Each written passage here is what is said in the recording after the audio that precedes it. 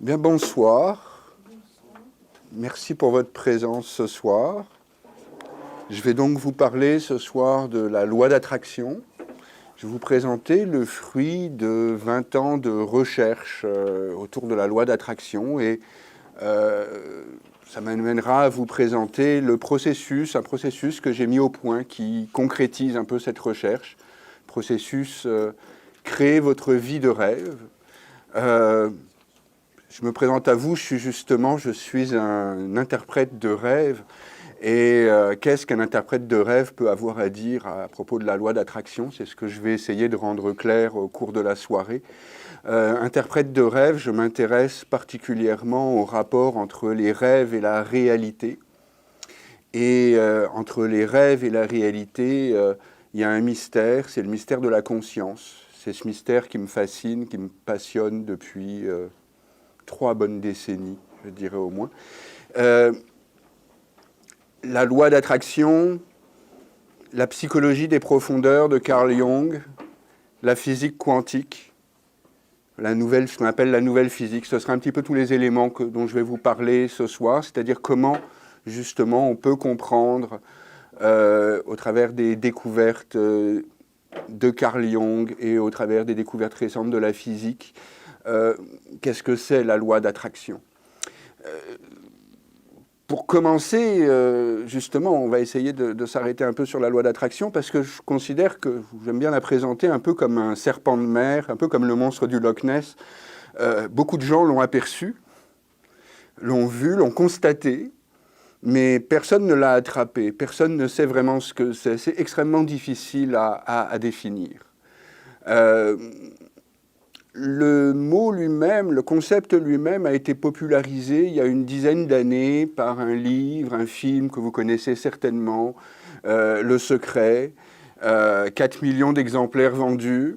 Ce qui m'amène à faire une blague qui est que la loi d'attraction semble avoir surtout rendu riches les gens qui en parlent et qui savent bien la vendre.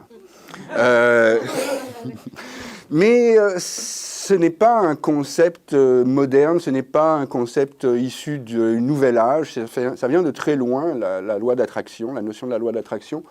Au début du siècle, du XXe siècle, il y a 2 personnages qui déjà en parlaient énormément. Il y a Wallace Wattles qui a publié un livre qui s'appelait The Science of Getting Rich, dans lequel il explique en 1910 comment il est devenu riche. Et c'est un monsieur qui a vécu une vie très difficile. Il traquait visiblement la loi d'attraction. Il était absolument convaincu qu'il y avait quelque chose à comprendre là.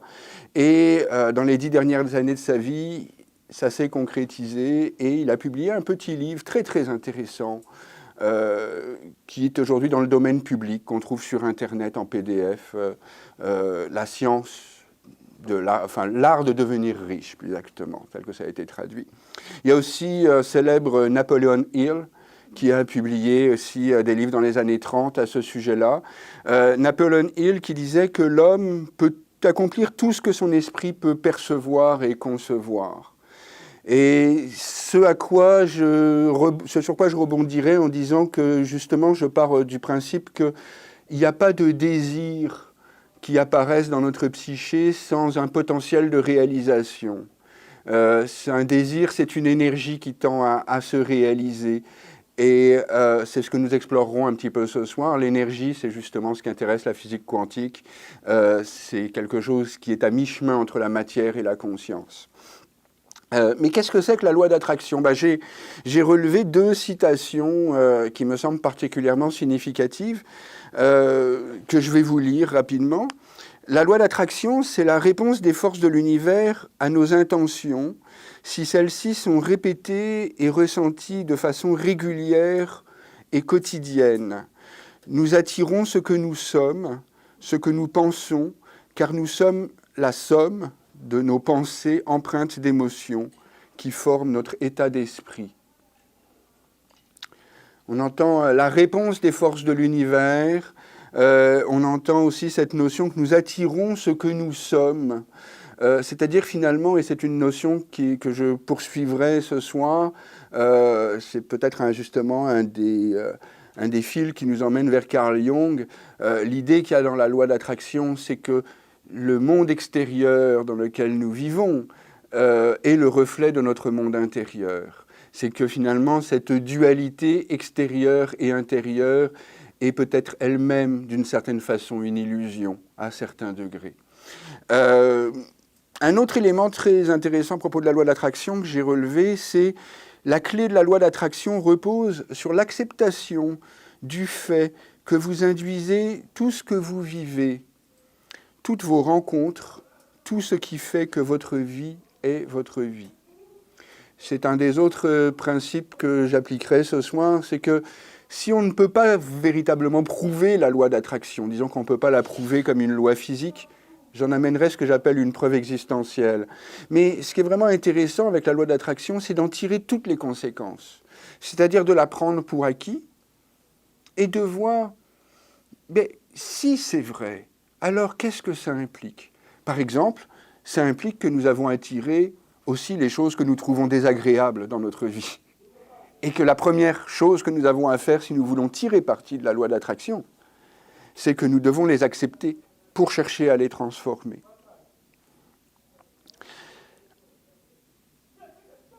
La loi d'attraction, telle qu'elle est présentée actuellement, repose sur une métaphore. Justement, la notion d'attraction est reprise de l'image de l'aimant. Comme un aimant attire le fer.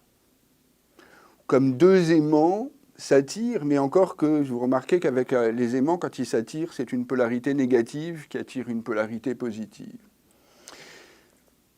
C'est la métaphore actuelle autour de la loi d'attraction. Je vous montrerai que peut-être c'est une métaphore limitative. Ce qui est intéressant de savoir, c'est que cette idée-là, encore une fois, elle remonte, elle vient de loin.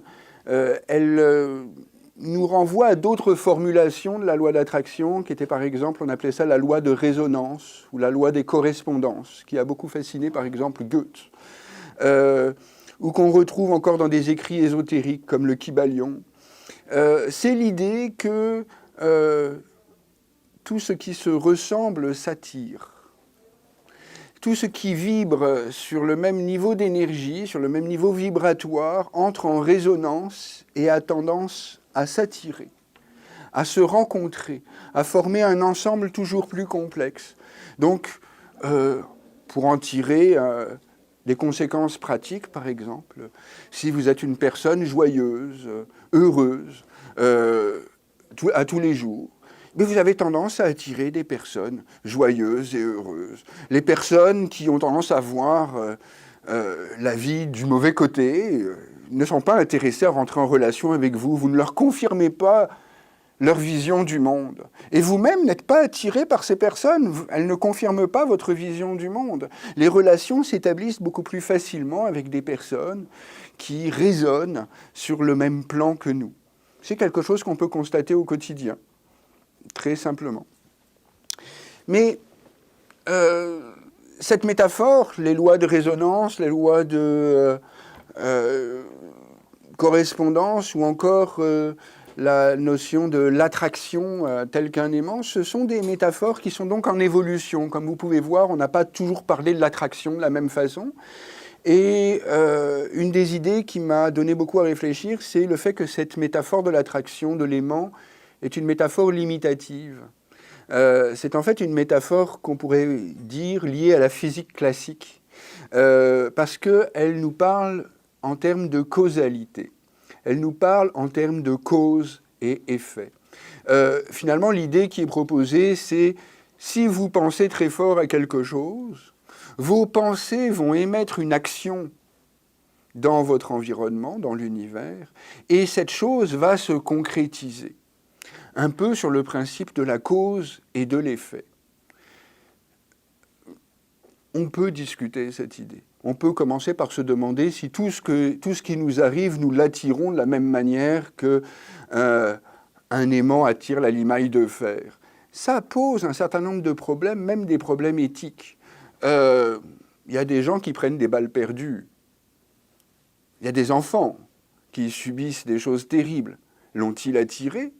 Est-ce que c'est parce que leurs familles ont cultivé une certaine façon de voir le monde, qu'ils ont attiré une maladie ou un accident désastreux?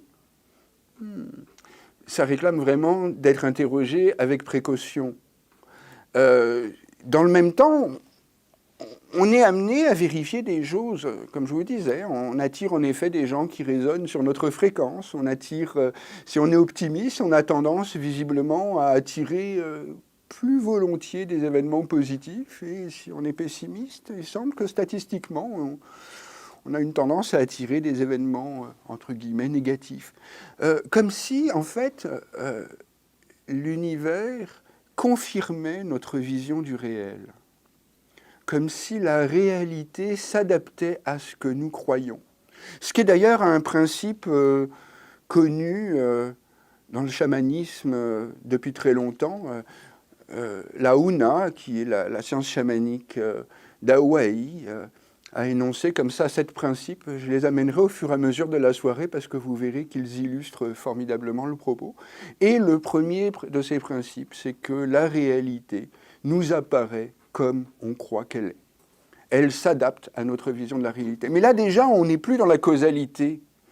On est dans une relation tout à fait étrange entre nous et l'univers. Comme si l'univers s'adapte à ce que nous croyons et nous confirme ce que nous croyons, jusqu'à ce qu'éventuellement, il nous jette quelque chose qui vient nous surprendre et élargir notre perception. Parce que si nous n'avions jamais qu'une confirmation de la réalité telle que nous croyons qu'elle est, nous tournerions en rond. Or, quel est le but de l'univers? Il se pourrait que le but de l'univers soit que nous devenions toujours plus conscients. Conscients de qui nous sommes, conscients de la nature de la conscience, conscients de la nature de l'univers. Il se pourrait donc qu'il y ait un jeu derrière tout ça, un jeu que personnellement j'aime appeler le jeu de la co-création. C'est là justement que peut-être on diverge de l'approche traditionnelle de la loi d'attraction. La loi d'attraction vous dirait que vous créez les événements qui arrivent dans votre réalité. Pour ma part, et je le justifierai, je suis porté à penser que tant que nous ne sommes pas pleinement éveillés et que donc nous n'avons pas réalisé notre unité entière avec l'univers, nous vivons dans un univers duel, nous vivons dans une dualité. Et dans cette dualité, il y a un jeu de co-création. L'univers nous propose quelque chose et nous répondons à l'univers. Et l'univers répond à notre réponse et c'est une danse, c'est un jeu dont il faut apprendre à connaître les règles pour pouvoir bien danser. Ce serait la proposition. Alors, vous voyez que la métaphore de l'attraction, la métaphore de l'aimantation me paraît limitée, et tout de suite ça nous amène justement vers la physique quantique.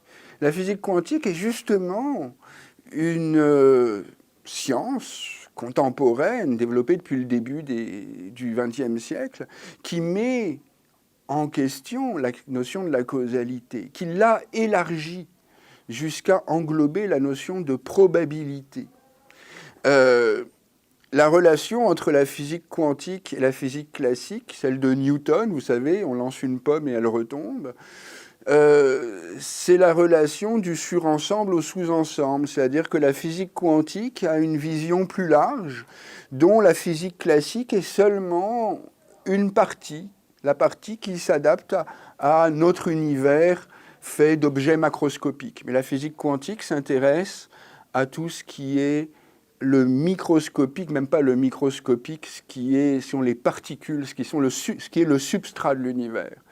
Et un des grands points qu'a amené la physique quantique, c'est que la conscience est impliquée dans la création de l'univers. C'est-à-dire que, par exemple, une particule, tant qu'elle n'est pas observée, est dans un état indéfini, indéterminé, dans lequel on peut seulement calculer les probabilités qu'elle soit ici ou qu'elle soit là, jusqu'à ce qu'on applique un instrument de mesure. Et au moment même où on applique cet instrument de mesure, la particule, on pourrait dire, décide de se manifester à tel endroit ou à tel autre endroit. La physique quantique, ce n'est pas encore expliqué. C'est un sujet de recherche. Les physiciens quantiques, dans une grande majorité, préfèrent éviter ces questions. Quelques-uns d'entre eux vont jusqu'au bout des implications philosophiques. La physique quantique met en jeu la conscience comme étant inséparable de l'univers. Donc, on retrouve ce jeu de co-création. Mais en poussant un cran plus loin, l'interrogation de la causalité, c'est ce qui va m'amener à Carl Jung. La thèse que je vous propose ce soir, c'est qu'en fait, la loi d'attraction est un des avatars de la découverte de Jung qu'il a appelé la synchronicité.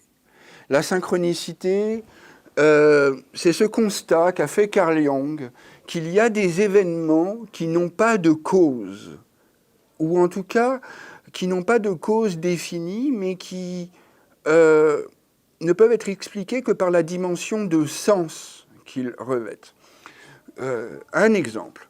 Carl Jung a commencé à concevoir cette idée de la synchronicité un jour où il travaillait avec une patiente en analyse, c'était un analyste, un psychanalyste jungien, n'est-ce pas? Et ça faisait plusieurs mois que le travail avec cette personne stagnait, parce que la personne en question avait des résistances intellectuelles, pourrait-on dire. Elle objectait un certain nombre de choses à ce que Carl Jung pouvait lui dire. Et voilà qu'un matin, elle lui arrive avec un rêve dans lequel il y avait un scarabée, et qui plus est un scarabée doré, ce que Jung a immédiatement considéré avec grand intérêt, parce que le scarabée, depuis l'Égypte ancienne, est considéré comme un symbole de renaissance. Donc il s'est dit, ah, il se passe quelque chose. Et comme pour confirmer cette pensée qui venait lui traverser l'esprit, il y a eu un toc à la fenêtre derrière lui. Un toc assez violent pour qu'il se retourne et qu'il aille voir ce que c'était. Et là, il a eu une très grande surprise. Ce que c'était qui venait de cogner à la fenêtre, c'était un scarabée doré. C'était une cétoine dorée, ce qui est en Suisse un animal très rare. C'est-à-dire que Carl Jung lui-même blague sur le fait que s'il y avait à ce moment-là une quinzaine de spécimens de cétoine dorée en Suisse, c'était beaucoup. Alors pour compter sur le fait qu'une cétoine dorée se trouve dans son jardin ce matin-là et vienne ponctuer cette pensée comme quoi quelque chose était en train de se passer dans la psyché de sa patiente, à ce moment précis, ça tenait d'un hasard incalculable en termes de probabilité. Ou plus exactement, en termes de physique quantique, on pourrait dire que la cétoine dorée avait une probabilité de 1 chance sur 1 million de se matérialiser devant sa fenêtre, mais c'est justement, il s'est produit un événement psychique qui lui a fait se cristalliser à ce moment-là devant la fenêtre de Carl Jung et provoquer cet événement significatif. Alors c'est ce qu'on retient de la synchronicité, c'est que ce sont des coïncidences signifiantes, elles portent sens, c'est une relation acausale entre plusieurs événements, il n'y a pas de cause définissable entre la pensée qui est venue à l'esprit de Carl Jung, par exemple, à ce moment-là, et la cétoine dorée. Je vais vous donner un exemple sur le vif d'une autre synchronicité. Je m'en venais tout à l'heure à pied, et je me demandais bien ce que j'allais vous raconter. C'est tellement de choses à dire qu'il fallait que je fasse le tri. Et j'étais en train de me poser ces questions quand j'ai traversé la rue Sherbrooke. Et à ce moment-là, j'ai croisé quelqu'un que j'ai reconnu. C'était Paul Pelletier. Ce qui m'a frappé, mais je n'ai pas eu le temps de lui dire bonjour, mais j'ai regretté, parce que j'aurais aimé avoir 5 minutes avec Paul pour parler. Mais j'ai continué mon chemin, un peu pris dans mes pensées. Et quand je suis arrivé devant Archambault, je me suis dit à ce moment-là, mais quand même, c'est peut-être pas un hasard que j'ai croisé Paul Pelletier. Ça peut me passer un message par rapport à ma soirée. Et juste à ce moment-là, comme pour confirmer la pensée que j'avais à l'esprit, mon regard s'est arrêté sur une pochette de disque présentée en vitrine d'Archambault de Bruno Pelletier. Là, c'était trop. Là, c'était trop, et j'ai dû m'arrêter et me dire qu'est-ce que ça peut bien vouloir dire que de croiser Paul Pelletier en m'en allant donner une conférence. Ah ben, je sais ce que m'aurait dit Paul. Oublie ton texte. Oublie ton texte. La seule chose qui compte, c'est la présence. C'est la seule chose qui compte. Alors, les synchronicités, c'est tout le temps là. C'est tout le temps présent. Ça devient une question d'attention, de dialogue avec l'univers. C'est des événements qui ne sont pas reliés par des causes effectives. Il y a une relation acausale. C'est des événements, comme disaient les anciens Chinois, qui s'intéressent à la synchronicité depuis très longtemps. C'est des événements qui aiment apparaître ensemble. C'est une dimension d'amour, et c'est pas pour rien que je vous mentionne ça, on verra l'importance de l'amour dans notre sujet. C'est un phénomène aussi qui pose problème à la science parce qu'il est toujours unique et non reproductible. Si bien d'ailleurs qu'on peut dire qu'il est impossible de manipuler la synchronicité. Et c'est là où on peut mettre en question tout un certain discours sur la loi d'attraction, en forme de si vous vous concentrez assez fort sur l'image de la voiture que vous voulez avoir, d'ici quelques semaines, elle va apparaître. Ce serait une forme de manipulation de la synchronicité. Il est possible qu'elle apparaisse, mais il est possible que ce soit une blague. Il est possible que la voiture de vos rêves apparaisse, mais que ce soit un enfant qui vous l'amène avec une petite voiture. Ou qu'elle apparaisse dans vos rêves. On ne sait jamais sur quel plan l'univers va répondre. C'est, encore une fois, un jeu de co-création. Et plus intéressant, c'est un dialogue. J'ose penser que c'est même un dialogue amoureux, que c'est même un dialogue en forme de « tu me cherches ? Regarde, je suis là. Quoi ? Tu veux mettre la main sur moi ? Regarde, je suis déjà plus là. Viens, continue à avancer dans le mystère. » Bon. Ce serait le jeu de la co-création, ce serait le jeu qui est en arrière de la loi d'attraction. La synchronicité intéresse de plus en plus les physiciens. C'est très intéressant. Il y a quelques physiciens qui ont amené des points de vue récemment très intéressants sur la synchronicité qui méritent d'être mentionnés parce que ça va éclairer notre notion de la loi d'attraction. Je pense en particulier à un physicien qui s'appelle Philippe Guillemont et qui a publié un livre qui s'appelle « La route du temps », extrêmement intéressant. Et au fond, la thèse de Philippe Guillemont serait trop longue à le développer ici, mais en quelques mots, une petite phrase qu'il a dit qui est extraordinaire. Il dit « Tout ce qui n'est pas déterminé par le passé est déterminé par le futur ». C'est-à-dire qu'il dit que finalement, le futur, c'est quelque chose qui est toujours en formation. Et que c'est le rôle de la conscience, c'est le rôle de l'esprit que de préparer le futur, de choisir, c'est un rôle très important de la conscience, de choisir parmi plusieurs possibilités pour en isoler une en particulier qui est celle qu'on veut voir se réaliser. Et à partir de là, cette réalité commence à accumuler de l'énergie, cette réalité future commence à accumuler de l'énergie et commence à tracer un chemin dans le présent pour pouvoir se réaliser. Ah. Et là, on a donc quelque chose, lui il cherche à expliquer la synchronicité, mais on a quelque chose qui commence à se rapprocher énormément de la loi d'attraction. C'est-à-dire que c'est vraiment l'idée que nous créons le futur. Et il y a des expériences physiques qui tendent à démontrer ce genre de choses.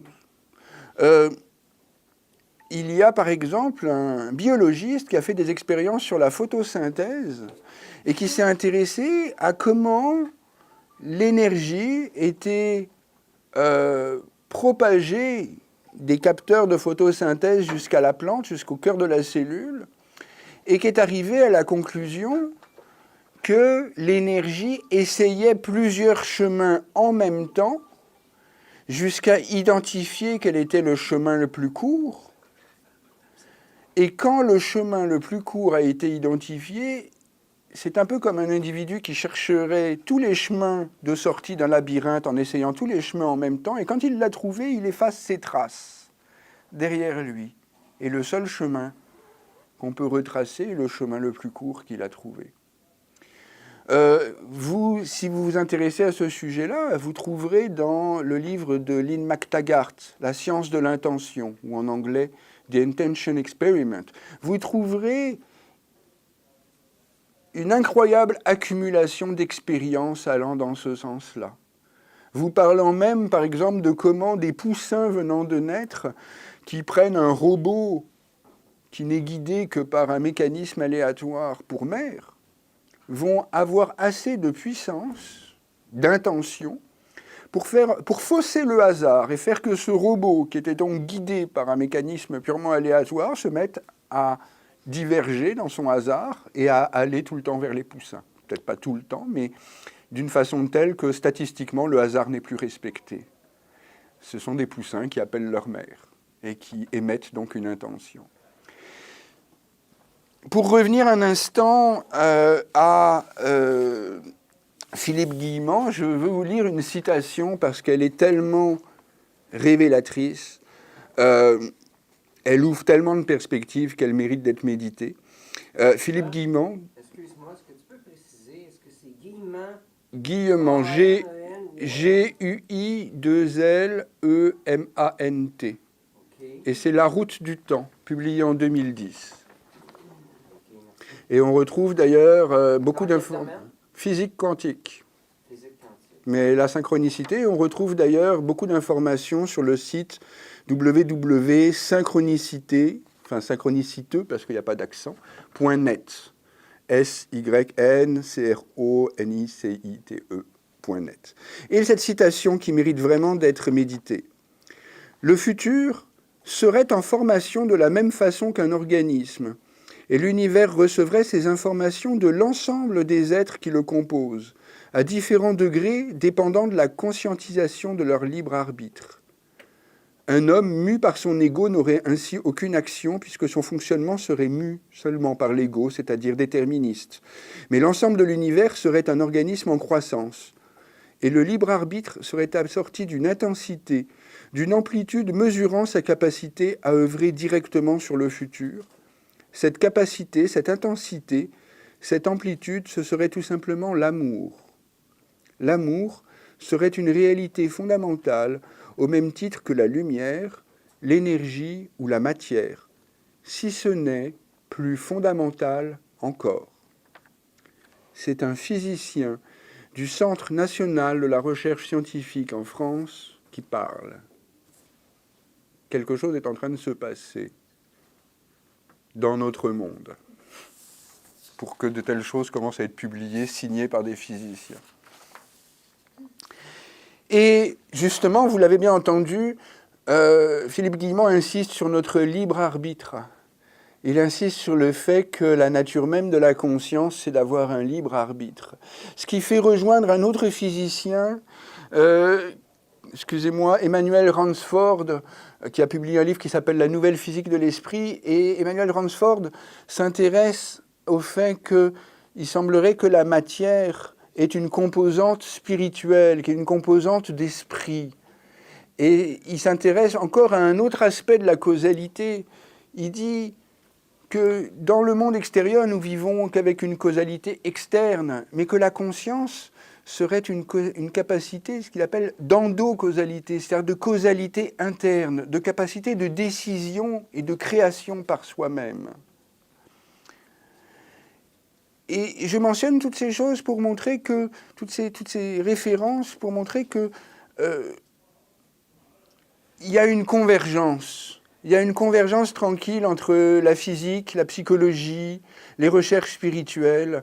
C'est plusieurs rivières qui coulent, mais on commence à voir l'océan.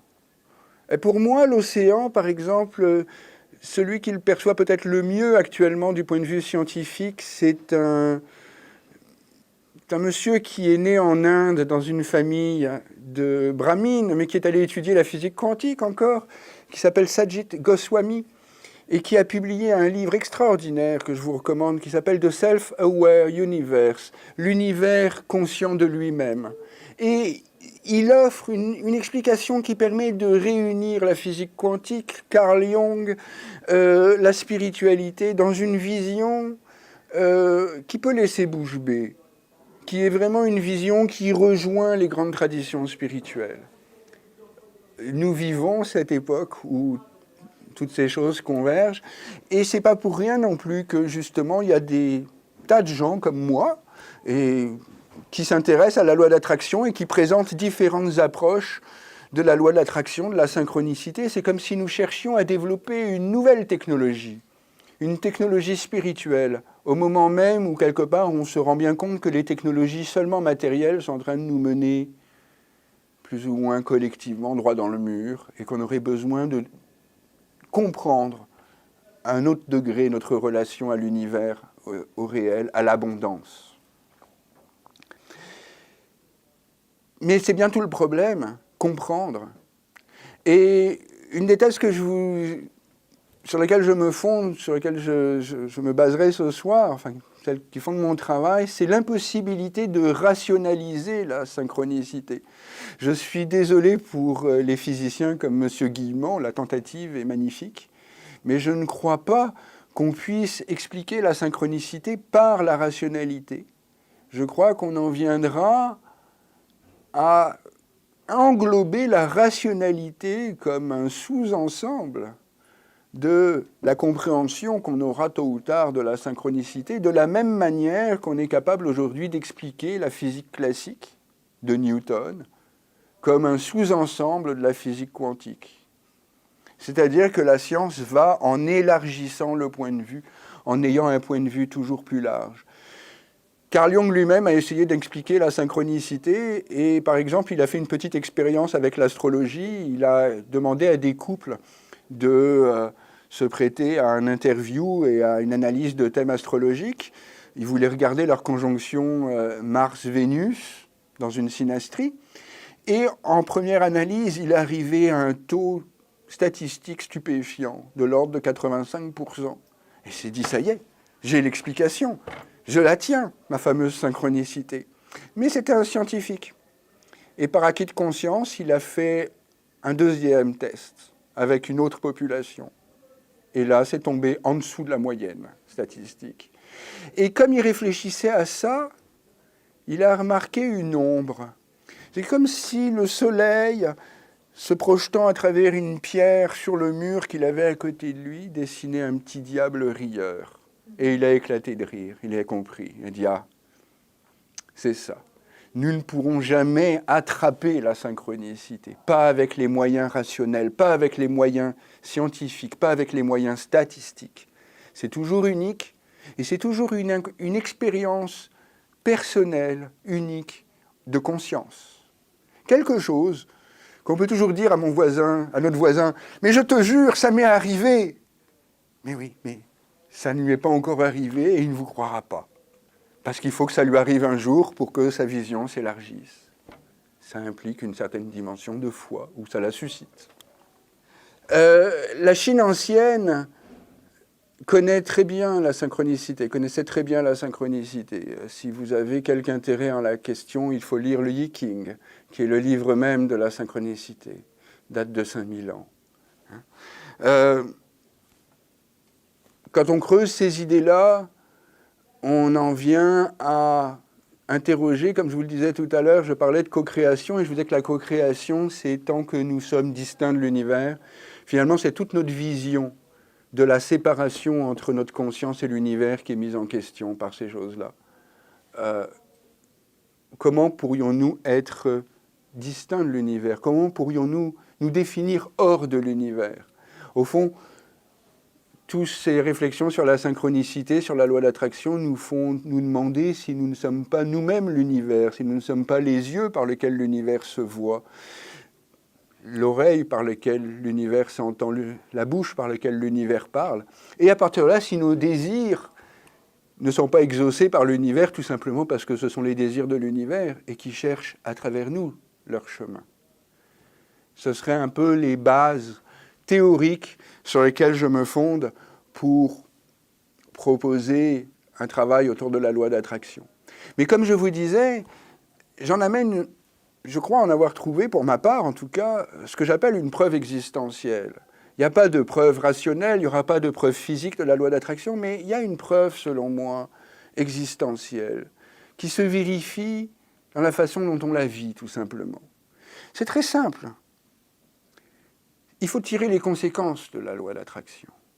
Si on tire les conséquences de la loi d'attraction, nous sommes entièrement responsables de tout ce que nous vivons. Alors, ça pose un choix. Qu'est-ce que vous préférez? Est-ce que vous préférez être responsable de votre vie, vivre en pensant que vous êtes responsable, agir en pensant que vous êtes responsable? Ou est-ce que vous pensez, à l'inverse, vivre en pensant que vous ne maîtrisez rien dans votre vie, que vous êtes victime des événements? Vous n'avez qu'à regarder éventuellement comment vous vous sentez avec ces pensées. Évaluer quel potentiel de vitalité ça procure. Quelle perspective ça donne sur la vie. C'est ça que j'appelle la preuve existentielle de la synchronicité, la preuve existentielle de la loi d'attraction. C'est que si on refuse la loi d'attraction, alors on s'engage dans une vision de la vie qui est fermée, qui est une vision dans laquelle on est victime et dans laquelle on est impuissant devant la réalité. Mais si on adopte la loi d'attraction comme étant une base, on dit « je la prends pour acquis ». Je ne sais pas exactement ce que c'est, je ne sais pas exactement ce que ça veut dire, elle va se révéler à moi avec le temps,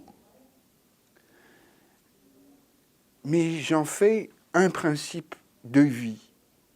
Eh bien, automatiquement, notre vie s'ouvre, notre vie s'élargit, nous devenons responsables, nous prenons du pouvoir sur notre vie.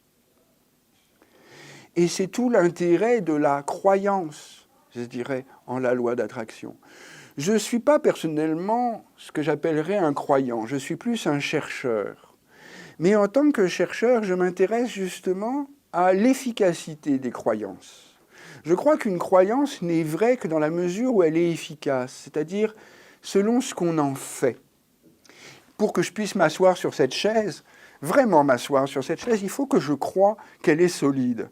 S'il y a un petit malin qui a disposé une chaise en caoutchouc dans la salle et que donc j'ai un doute, je ne peux pas m'asseoir vraiment sur cette chaise.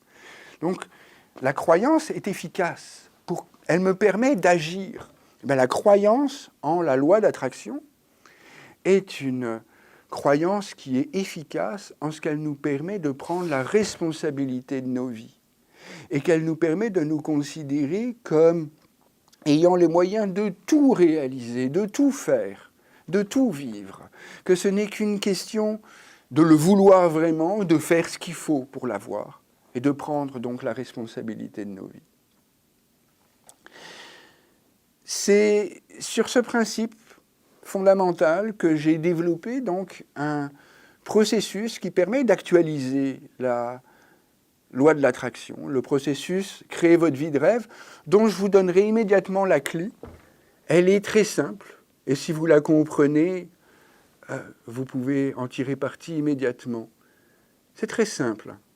Pour avoir ce que vous aimez, ce que vous voulez, il faut aimer ce que vous avez. Pour devenir ce que vous aimez, il faut commencer par aimer ce que vous êtes. Tout, absolument tout ce que vous êtes, tout ce que vous avez. On en revient à cette problématique de l'acceptation. Si la loi d'attraction est vraie, alors j'ai tout attiré dans ma vie, même les choses que je voudrais changer. À partir de là, la question, ce n'est plus pourquoi en un seul mot, en termes de cause. Pourquoi donc ça m'arrive à moi, cette chose-là? Encore le jeu de la cause et de l'effet. Mais ça devient pourquoi, en deux mots. Qu'est-ce que ça vise à m'apprendre? Qu'est-ce que ça me permet de comprendre? Qu'est-ce que ça me permet de développer comme nouvelle capacité que je ne connaissais pas? Et à partir de là, tout se met à prendre sens. Or, nous, les êtres humains, il semble que nous ayons besoin de deux choses qui vont ensemble, le sens et la valeur. Je vais en venir aux valeurs parce que c'est un des éléments importants du processus Créer votre vie de rêve. Mais je veux simplement mentionner comment il semble que nous soyons capables de traverser n'importe quelle condition de vie, jusqu'à certaines personnes qui ont traversé miraculeusement des camps de concentration ou des situations aussi terrifiantes que ça, tant qu'elles étaient capables de donner sens à leur existence. Et puis celles qui ne trouvaient pas moyen de donner sens à ce qui leur arrivait, elles se défaisaient. Elles étaient déjà mortes, avant même que leur cœur s'arrête de battre. Donc, il semble que le plus fondamental pour l'être humain, ce soit la capacité à donner sens, et que la loi d'attraction, à défaut d'être comme un Père Noël qui exaucerait tous nos vœux d'un coup d'un seul, nous fait sans arrêt miroiter une dimension de sens en arrière. Comme si, par exemple, dès qu'on lance un désir dans l'univers, l'univers répond. Mais l'univers ne répond pas comme un parent répondrait à un enfant gâté en disant « tu le veux, tiens, tu l'as ».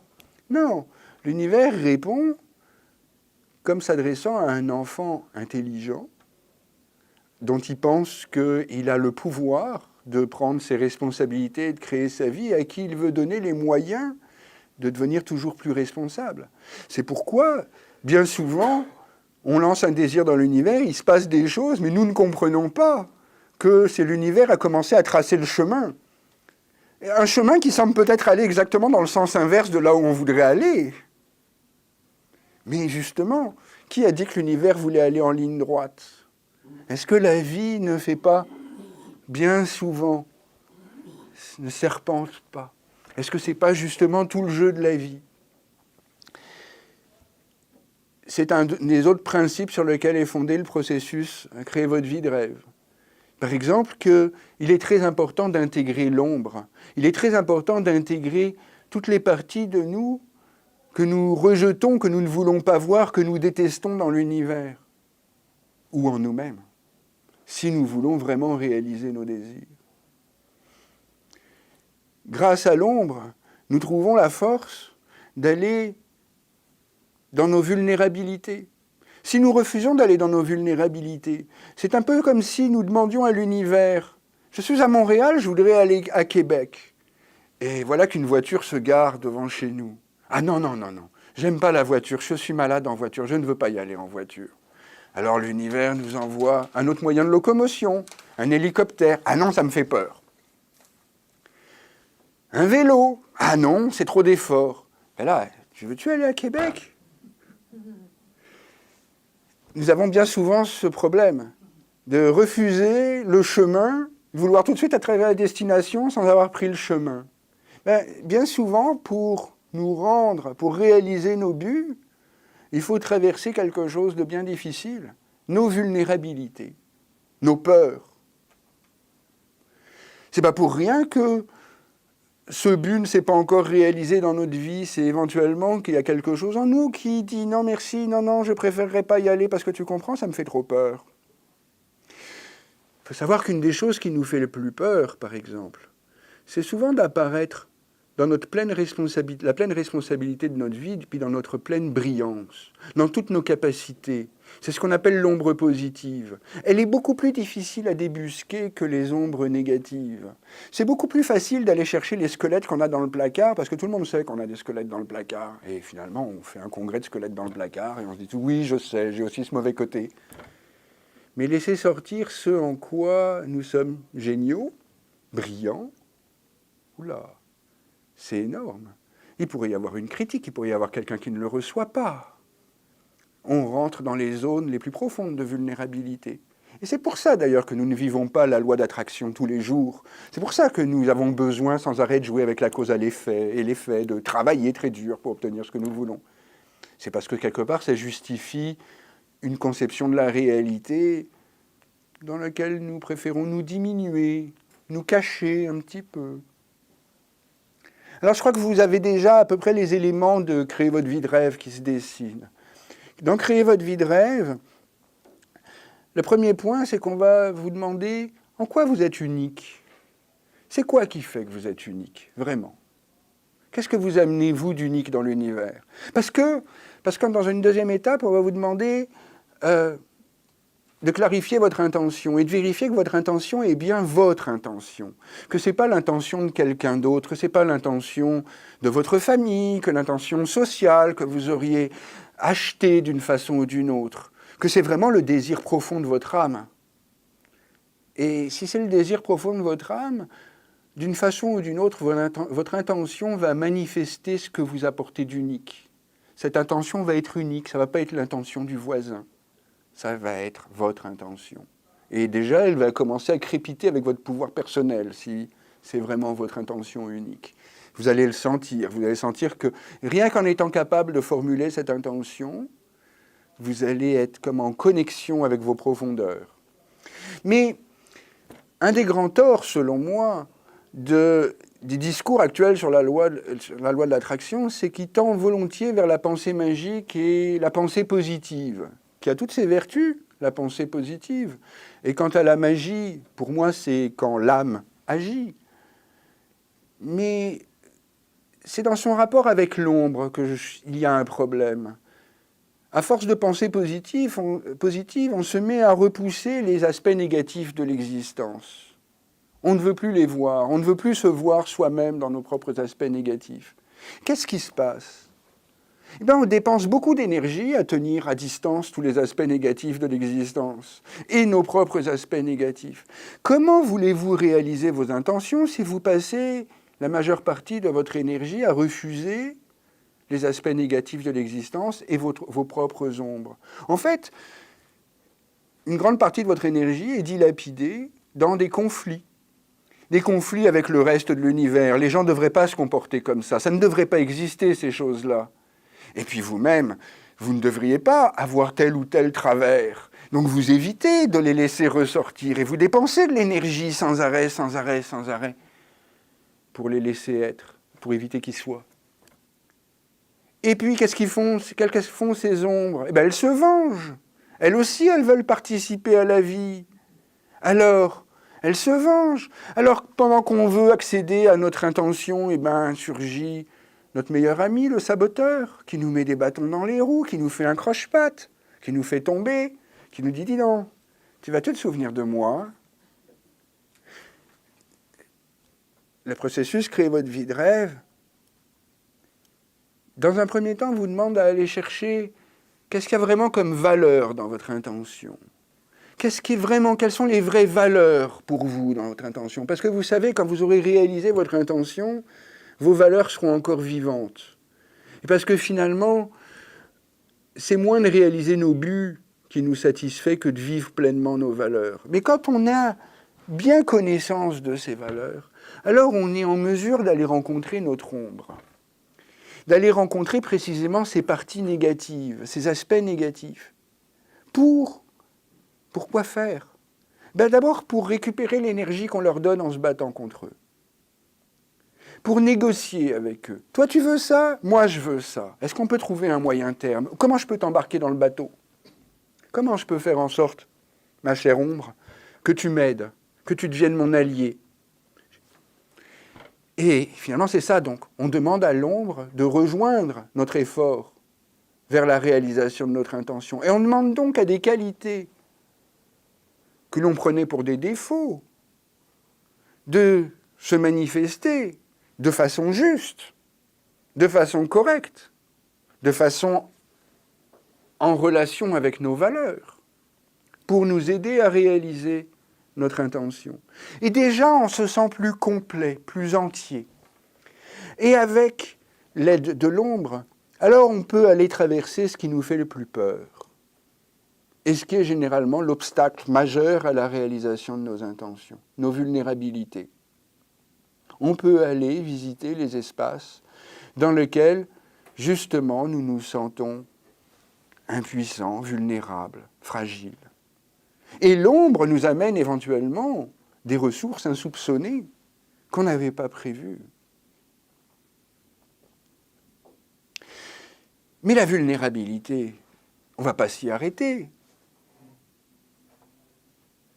il y a une réponse à donner à la vulnérabilité, c'est justement la responsabilité, la prise de nos responsabilités. C'est-à-dire que nous avons tous vécu des moments de vulnérabilité. Mais si nous sommes encore vivants, c'est parce que nous avons trouvé les moyens de survivre, des forces. Eh bien, avec le processus Créer votre vie de rêve, on va aller chercher quelles sont ces forces, quelles sont ces capacités que nous avons de prendre vraiment la responsabilité de nos vies. Responsabilité, il faut bien l'entendre ce mot. Dans responsabilité, il y a réponse. Il y a comment nous répondons aux situations.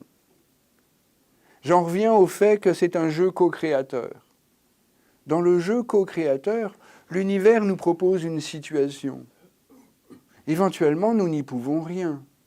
Éventuellement, cette situation est déterminée par des facteurs qui sont complètement hors de notre contrôle. Mais nous co-créons la réalité par la façon dont nous réagissons à la situation. Nous répondons d'égal à égal à l'univers. N'importe quel événement, nous lui répondons par la façon dont nous le vivons, par la façon dont nous nous identifions à certaines pensées face à ces événements. C'est là d'ailleurs qu'un outil très utile, c'est un outil de désidentification avec nos pensées, de capacité d'observer nos pensées, qu'on appelle la méditation, est utilisé dans le processus Créer votre vie de rêve. Il est nécessaire de pouvoir observer nos pensées pour voir finalement quelles sont nos croyances fondamentales derrière ces pensées et comment nous co-créons donc la réalité. Alors aller prendre nos responsabilités, c'est cesser de blâmer l'univers et cesser de blâmer autrui pour ce qui nous arrive et prendre la responsabilité de tout ce que nous vivons. Et ce faisant, nous en revenons au fondamental de ce que je vous disais avec la loi d'attraction. Nous retrouvons notre pouvoir personnel. Nous redevenons des agents pleinement actifs dans notre vie. Et finalement, ayant fait tout ce parcours, le processus Créer votre vie de rêve propose une façon d'intégrer l'ensemble de ces éléments. Ce n'est pas tout de se concentrer sur une intention. C'est beau, mais si par exemple on n'a pas regardé les ombres qu'elle peut projeter, si on n'a pas regardé dans quelle vulnérabilité elle risque de nous emmener, si on n'a pas regardé quelle responsabilité on peut avoir à prendre, si on n'a pas regardé quelles sont les valeurs qui sont en arrière, c'est insuffisant. Alors, justement, le processus Créer votre vie de rêve part de l'intention et déploie comme une fleur ces différents éléments que je vous ai nommés, les valeurs, l'ombre, les responsabilités et les vulnérabilités. Et on met tout ça dans un mandala. Et vous savez peut-être, le mandala, c'est une figuration du soi, selon Carl Jung. Pourquoi ? C'est parce que finalement, vous savez, la synchronicité, ce n'est pas le moi qui la déclenche. La synchronicité, Carl Jung était déjà arrivé à cette conclusion, c'est le soi qui provoque les synchronicités. Le soi qui réunit le conscient et l'inconscient. Le soi qui représente, qui est notre totalité. Et en fait, ça me permet d'édicter la règle d'or d'actualisation de l'intention. Si vous voulez réaliser vos intentions, veillez tout simplement à ce qu'elles respectent votre totalité. C'est aussi simple que ça. Si, en réalisant vos intentions, vous niez encore des parties de vous-même, l'univers ne vous le permettra pas. C'est aussi simple que ça. Donc, c'est un travail direct de co-création de la vie, de relation avec le soi, de co-création de la vie avec l'univers et le soi. Et il se trouve que la psychologie des profondeurs ne tranche pas exactement sur quelles seraient les limites du soi. Rien ne permet de dire que le soi serait quelque chose de limité. Donc, le soi et l'univers, peut-être parlons-nous de la même chose. Mais là, on rentre justement dans un espace où, encore une fois, le rationnel échoue.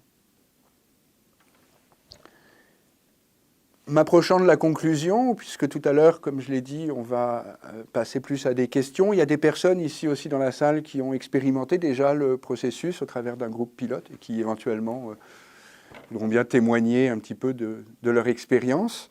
Je voudrais encore expliciter un élément de procédure. Quelque part, une fois que vous avez fait ce travail finalement sur les ombres, sur l'intention, qu'est-ce qu'on fait? Bien, je pourrais vous encourager, si vous êtes intéressé par ce sujet-là, à lire un livre extraordinaire qui est paru dans les années 90, 94, si je ne me trompe, de René Egli, un économiste suisse, si je ne me trompe, qui s'appelle Le principe Lola. Lola, en fait, ça s'écrit en fait L-O-L, carré, comme quelque chose à la puissance au carré, A, parce que c'est un acronyme. C'est un acronyme d'un principe extraordinaire qu'il a mis au point et que je reprends, que j'intègre dans Créer votre vie de rêve. Et ce sont des mots allemands. C'est très simple. Pour la manifestation de l'intention, ce que propose René Egli, c'est d'abord de clarifier l'intention autant que possible, d'avoir une intention aussi claire que possible, de pouvoir la visualiser dans tous ses détails, de pouvoir la ressentir pleinement. D'envoyer cette énergie dans l'univers, de ce désir, en souhaitant que toutes les autres personnes qui ont le même désir puissent le vivre pleinement. C'est la loi d'action-réaction. L'univers vous donne ce que vous lui donnez. La partie au carré, c'est l'amour. C'est que plus vous mettez d'amour dans votre intention, et plus l'univers va répondre directement. Et finalement, tout ça, vous pouvez vous le figurer comme si on tendait la corde d'un arc. Mais vous savez, la flèche, elle ne se rendra pas si on ne lâche pas la corde de l'arc. Et ça s'appelle le lâcher-prise, ça s'appelle faire confiance. Et ce que ça a comme implication, c'est d'accepter que l'univers vous répondra à sa façon. Et que sa façon, c'est la meilleure façon avec laquelle il puisse vous répondre. Lui faire entièrement confiance. Et ça amène l'élément clé du processus, et ça tout le monde est d'accord dans le domaine de l'étude de la loi d'attraction, la gratitude. On ne remercie pas quand on reçoit le cadeau, on remercie dès le début, tout le temps, parce qu'on sait en chaque instant que chaque pas, chaque minute est un pas et une minute qui s'en va vers la réalisation de notre intention. Et on remercie, on remercie, on remercie. C'est la prière la plus puissante qui soit, celle qui consiste à prendre pour acquis que c'est déjà réalisé quelque part dans l'univers, dans le futur, et que ce futur est en train, de plus en plus, directement, de se concrétiser, de se matérialiser. Merci, merci, merci. Ce qui m'amène à vous proposer un dernier exercice qui va vous mettre, enfin un petit exercice, une façon comme de conclure le discours, toujours par une espèce de mise en action, et qui est un exercice typique du processus Créer votre vie de rêve. Ça vous donnera un avant-goût du processus. Alors, en fait, l'idée derrière ça est très simple. C'est un des derniers éléments que je peux amener pour l'instant. C'est l'idée que vous aurez remarqué certainement que quand vous êtes tendu vers votre intention, vous êtes tendu vers un futur, et que votre énergie fuit à partir de là l'instant présent. Or, un des points clés, c'est que nous devons être dans l'instant présent pour manifester notre pouvoir créateur. C'est un des autres grands principes de la Huna dont je parlais tout à l'heure. C'est toujours dans l'instant présent. Le moment de pouvoir, comme il est dit, est maintenant, toujours. Alors, je vous propose simplement de faire un exercice qui s'appelle l'inversion du désir, et qui consiste, en fait, à vous projeter dans le futur et à regarder l'instant présent à partir de ce futur. Donc si vous voulez bien, je vous invite à fermer les yeux, à aller un petit peu à l'intérieur et déjà, tout simplement, à vérifier que vous êtes bien dans le présent en prenant conscience de votre chaise, de votre assise sur la chaise, de comment vous vous sentez,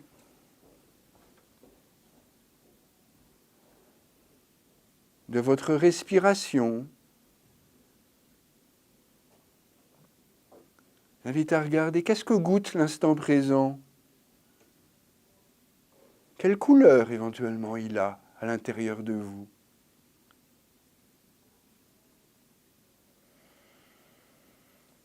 Et à respirer.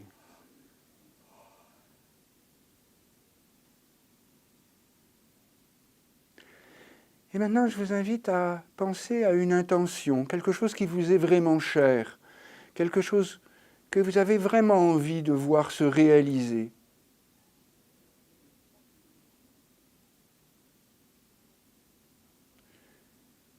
Et je vous invite à l'imaginer. Qu'est-ce que ce sera quand ce sera réalisé? Qu'est-ce que vous ressentirez? Comment vous vous sentirez? Qu'est-ce que ça goûtera?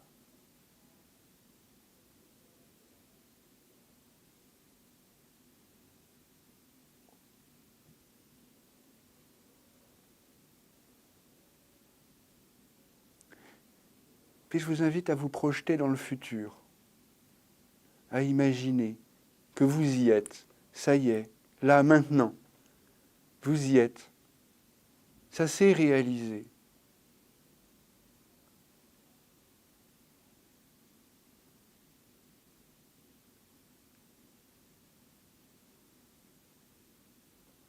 Et à partir de ce futur, revenez en arrière, revenez à ce soir du jeudi 9 octobre. Vous étiez à Montréal dans une salle de conférence. Qu'est-ce que vous pourriez souffler à l'oreille de ce moi qui était assis dans une chaise le jeudi 9 octobre? Qu'est-ce que vous pourriez lui dire à partir de ce moi futur qui vit votre intention réalisée? Quels conseils pourriez-vous lui donner? Quel avis? Comment l'encourager?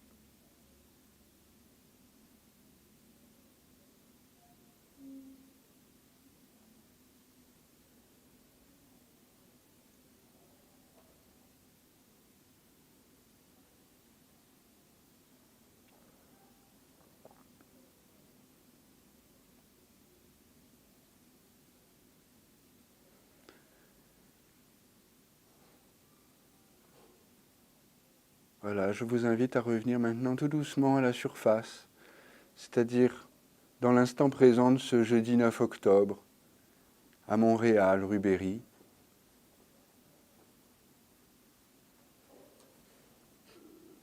C'est un exercice très simple que vous pouvez pratiquer aussi souvent que vous voulez, et qui est une façon d'aller chercher de l'information dans le futur, et qui est une façon de commencer à faire en sorte que ce moi futur et votre moi présent fusionnent, jusqu'à devenir un. Et le jour où ils seront un, cette intention sera réalisée. Alors, je vous propose de prendre 10 minutes de pause et l'espace sera ensuite ouvert aux questions. Et comme je disais, éventuellement à quelques témoignages, parce que le processus a déjà été expérimenté par un certain nombre de gens. J'en parlerai un peu plus de façon pratique aussi, le fait que ça repose sur un questionnaire personnel, mais aussi des ateliers. Le questionnaire est disponible ici si vous le voulez. Vous pouvez aussi venir me voir, parler s'il y a des questions plus privées que vous voulez poser.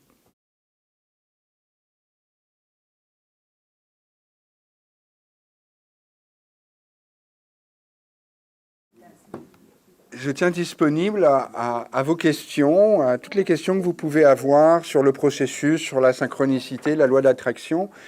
J'ai en même temps, souhaite pouvoir donner la parole à quelques personnes qui sont là, qui ont expérimenté le processus, parce que je vous parlais de 20 ans de recherche, c'est ça à peu près autour de la synchronicité, etc. Et depuis 6 mois à peu près, j'ai bénéficié, et je les en remercie de tout cœur, d'un groupe pilote, d'une trentaine de personnes qui se sont proposées pour expérimenter le processus.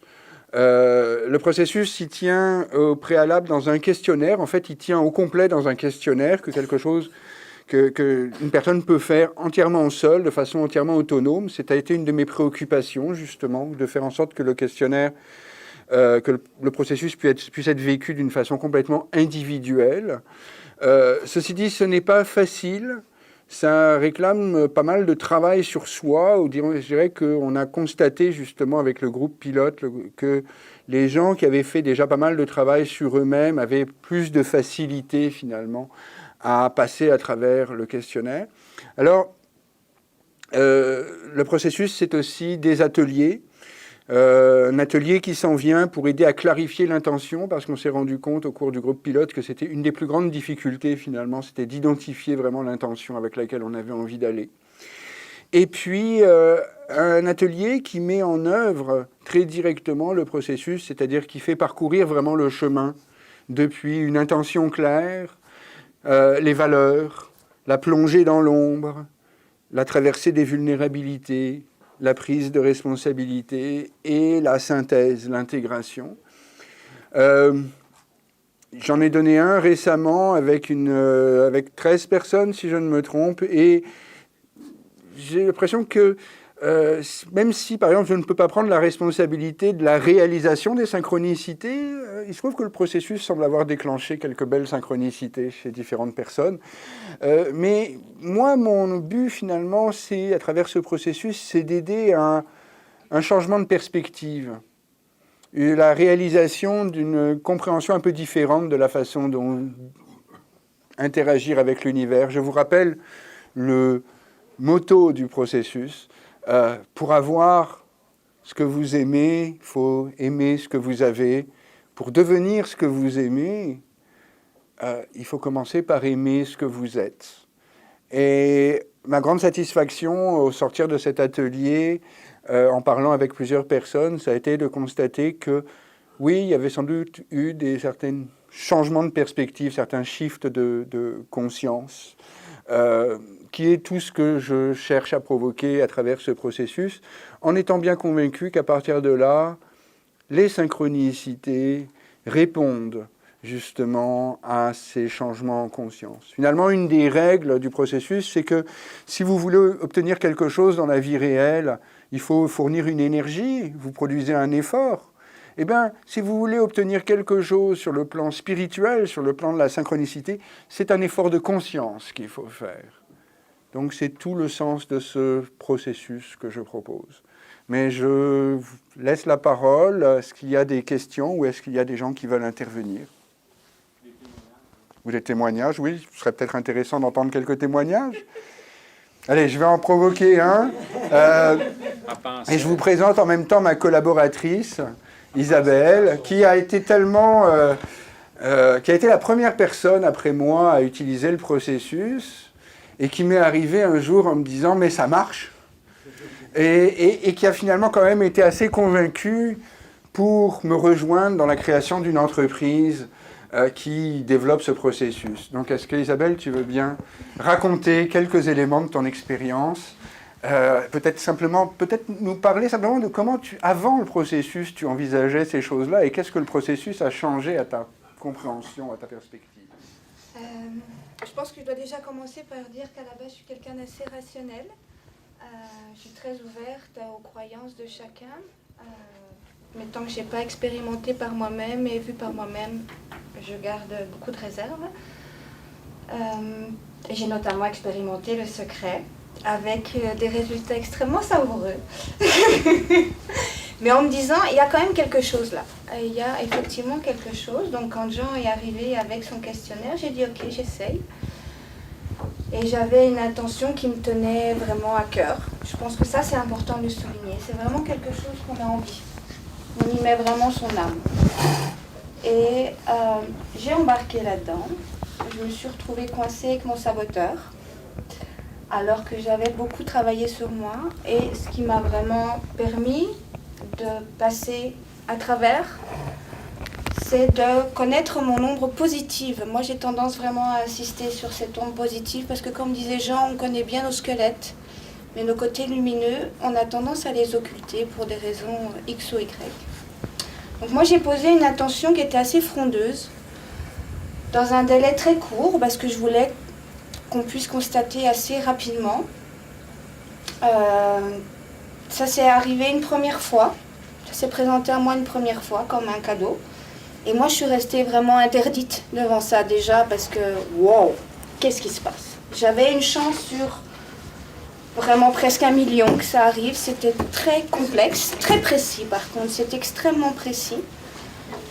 Et quand ça s'est présenté à moi, je dis, wow, déjà ça se produit, wow, déjà ça fait du bien, mais il y a quelque chose là. Et je suis restée bloquée, j'arrivais pas à embarquer, j'arrivais pas à prendre ce cadeau qu'on me tendait.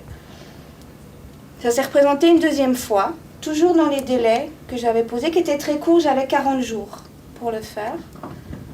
Pareil, impossible d'embarquer, j'avais ce cadeau qu'on me tendait, j'étais incapable de le prendre, j'étais incapable d'en faire quoi que ce soit. Et pourtant, c'était quelque chose qui me tenait vraiment à cœur.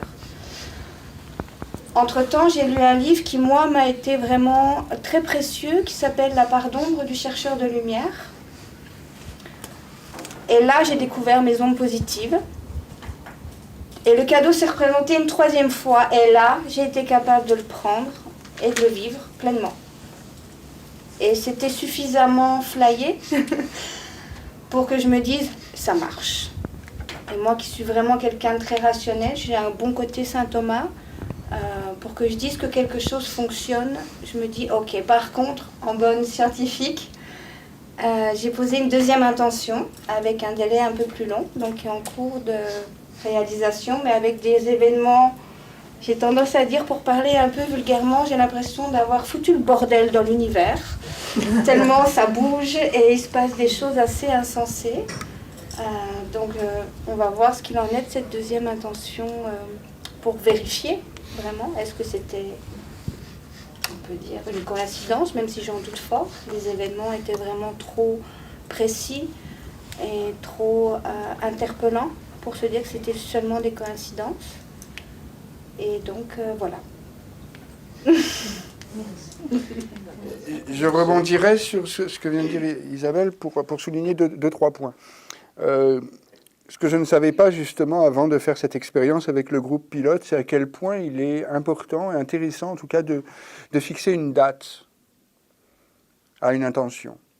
Et en analysant ça de plus près, j'ai réalisé qu'en fixant une date à une intention qu'on veut réaliser, on prend un risque. Et le plus gros risque qu'on prend, c'est qu'elle se réalise dans des délais très courts et que ça nous surprenne complètement. Évidemment, on prend le risque d'être déçu parce qu'on met une date, puis on dit, bah là, je veux que ce soit réalisé d'ici Noël. Et puis, éventuellement, l'anxiété monte, plus Noël approche. Mais en réalité, l'anxiété monte encore plus par rapport à comment ça peut ébranler notre vision de la réalité.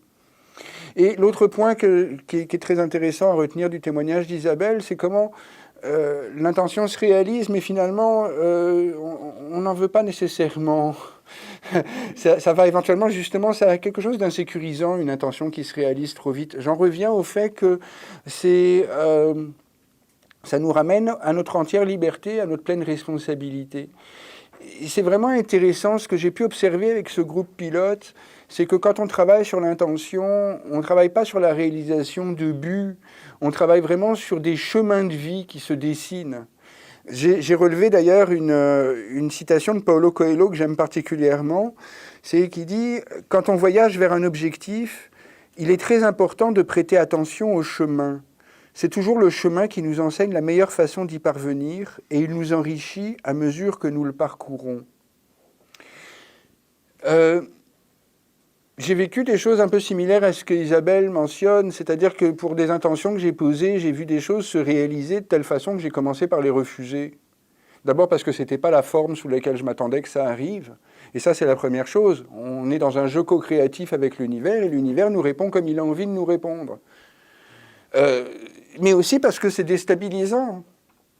Et finalement, c'est là que ça devient très très intéressant, c'est qu'on se rend compte qu'il y a des intentions dans l'intention. Et qu'éventuellement, parmi les personnes qui sont venues dans le groupe pilote, il y a des gens dont l'intention a évolué au fur et à mesure du temps. Ils sont partis avec une intention, et puis le travail, la réflexion qu'elles ont été amenées à faire et la façon dont les choses ont évolué, les ont amenées à reformuler leur intention et à le reformuler encore une autre fois, jusqu'à arriver à une intention qui était beaucoup plus fondamentale.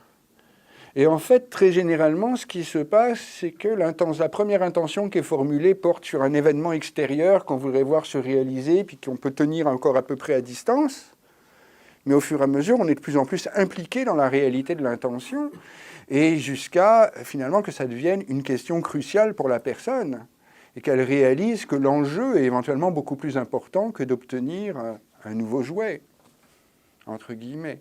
Donc, le travail sur l'intention est une forme de travail sur soi extrêmement intéressante qui nous révèle quel est notre véritable désir. Et c'est ce véritable désir qui se réalise en réalité. Je me tais, je laisse la place à d'autres questions ou témoignages. Je vais faire un témoignage. S'il vous plaît. Okay. Moi, quand j'ai reçu le questionnaire, je me disais, tu sais, 1 heure, tout va être bâclé. J'ai travaillé, je peux dire, plusieurs jours. Puis quand j'ai réalisé à quel point ce questionnaire-là me fait travailler sur moi, j'ai dit, tiens, te trouver à la place. J'ai fait le questionnaire, tout ça. J'avais deux projets. Je m'en vais là-bas. Je rencontre un groupe fantastique. Il faut se dépasser, il faut être ouvert, premièrement. Il faut pas avoir peur d'aller à l'intérieur de soi, puis se divulguer, parce qu'il y a des exercices qu'on fait à deux, que j'ai apprécié beaucoup. Puis lors d'un exercice, c'était justement sur nos ombres. Je m'installe, je fais l'exercice. Moi, je m'en vais dans une certaine maison. Là, je descends au sous-sol. Puis Jean dit, bon, ben là, vous allez avoir une porte. Puis il dit, l'autre côté, c'est votre ombre. Mais moi, dans cette maison-là, il n'y en a pas de porte dans le sous-sol. Là, j'ai dit, tiens, là, ça veut dire qu'il faut que je mette du mien. J'en fais une porte, moi, puis je l'ouvre la porte, puis je suis arrivé face à face avec mon ombre. C'était mon saboteur de pensée. Moi, là, j'ai des pensées là, arborescentes, comme un arbre, un paquet de branches. Je peux faire 7, 8, 10 affaires en même temps, puis ça va, là, je ne fais pas d'effort. Et ça consomme de mon énergie. Fait que ce que j'ai eu comme instinct de faire, j'ai dit, tiens, j'essaye quelque chose. Je tends la main à mon saboteur de pensée, puis j'ai dit, tiens, on fait la paix ensemble, on va devenir des amis. La seule chose, il va y avoir des règles. Tu vas sortir de moi, puis tu vas venir à mon côté, mais plus à l'intérieur. Il a accepté. Là, on finit l'exercice, tout est bien.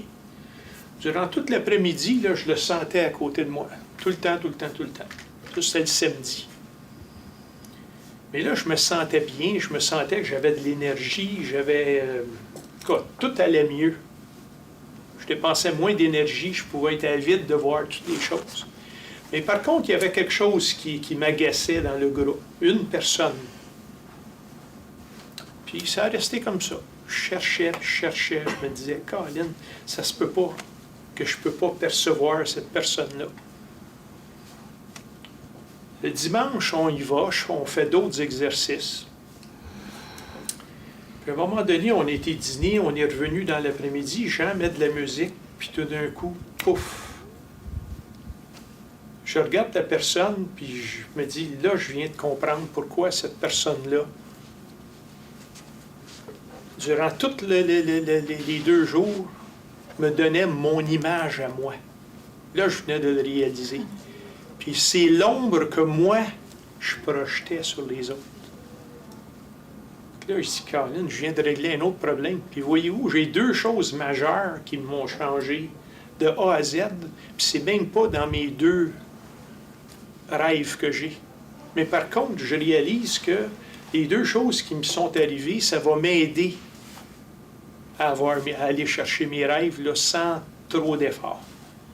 Puis j'ai réalisé aussi qu'un des 2 rêves, ça se peut qu'il faudrait que je le mette de côté. Puis voir, l'analyser, là, il y a des pour puis des contre. Puis de m'assurer bien que c'est bien bon pour moi, cette chose-là. Puis j'ai très apprécié le déroulement de la façon que Jean s'occupe du temps ainsi. On a tout le temps qu'on veut, mais il n'y a pas de perte, là. Il est très minutieux, puis j'ai beaucoup apprécié mon expérience. Puis je le conseillerais à tous ceux qui veulent le faire. Vous ne perdrez pas votre temps, croyez-moi. Puis vous rencontrez des gens des gens de qualité, quoi. Merci. Wow, beau témoignage. Bravo, Je peux Jean-Pierre. juste me permettre, quand tu as rencontré cette personne, il s'est passé autre chose. Oui. À un moment donné, on a fait un mandala. Oui, on a fait un Et cette mandala. personne, Oui, tu la t'es retrouvé personne. avec elle. Oui. Vous avez échangé C'est les vrai. mandalas. On a échangé les mandalas. Puis j'avais dessiné une porte, j'avais dessiné une main, j'avais certains thèmes que j'avais marqués. Puis la personne avait dessiné une porte, avait dessiné une main, avait dessiné beaucoup Sans de que choses, vous en parliez. avait écrit beaucoup de choses, sans s'en parler. Ouais. Puis ça, là, regarde, j'en vis encore des émotions. Oui, c'était spécial. Puis cette personne-là, elle était mon... on est tous les 2 la copie carbone l'un de l'autre. Un mâle puis l'autre femelle. On est pareils tous les 2. Puis on l'avait mis par écrit. Puis sans le savoir, parce que moi, quand on a fini notre mandala, l'exercice, j'ai dit, Jean-Pierre, il faut que tu ailles voir ça. Fait que tout de suite, j'ai pointé la personne, puis j'ai dit, on le fait-tu ensemble? Elle me dit oui. On s'est déplacés, on s'est mis ensemble. Puis j'ai montré mon mandala, elle devait l'interpréter, mais elle l'a regardé, puis elle était tellement surprise. Elle dit, tu vas tout comprendre, prends mon mandala, puis regarde-le. Quand j'ai vu ça, j'ai dit, hey, c'est spécial. Puis là, je lui ai dit qu'est-ce qui se passait. Que je ne pouvais pas la capter, rien de ça. Elle avait les bras fermés, elle avait les jambes croisées sur la chaise, elle n'avait pas les pieds groundés, rien. Puis des fois, elle était en rond comme position fœtus. Puis je voulais apprendre à la connaître, puis c'était fermé. Mais là, j'ai dit, c'est ça, là, qu'il faut que je comprenne, c'est que moi, je suis fermé, c'est à moi à m'ouvrir aux autres pour faciliter la réussite de mes 2 projets. Fait que c'est ça l'ombre que je jetais sur un des projets, c'est important que j'en jette pas d'ombre, autrement dit, que je sois plus ouvert. Fait que c'était agréable. Pas mal agréable. Puis de voir que tu peux parler à la personne, puis qu'elle est aussi ouverte que toi, là, en tout cas, les gens de qualité, là, il y en avait. Tout le monde était spécial. C'était une belle expérience à vivre. Assez que même moi, j'ai dit à Jean, j'ai suggéré que notre groupe, là, dans 21 jours, on va se rencontrer, là, puis se reparler de certaines choses. De notre évolution, là, c'était très agréable. Mais c'est ça qu'il faut faire. Il ne faut pas aller là, puis être assis, puis renfermer, puis dire, bien, je ne suis pas pour dire ça, qu'est-ce qu'ils vont me dire, puis ils vont me juger. On se dévoile, puis vous allez voir que, comme, regardez-moi, la personne, là, était pareille comme moi. C'est formidable. C'est une bonne expérience.